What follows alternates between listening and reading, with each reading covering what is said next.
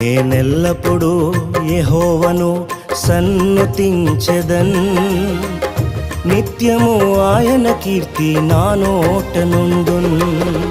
అంతా నా మేలుకే ఆరాధన యేసుకే, అంతా నా మంచికే. తన చిత్తమునకు తల వంచితే, తన చిత్తమునకు తల వంచితే ఆరాధన ఆపను, స్తుతించుట మానను.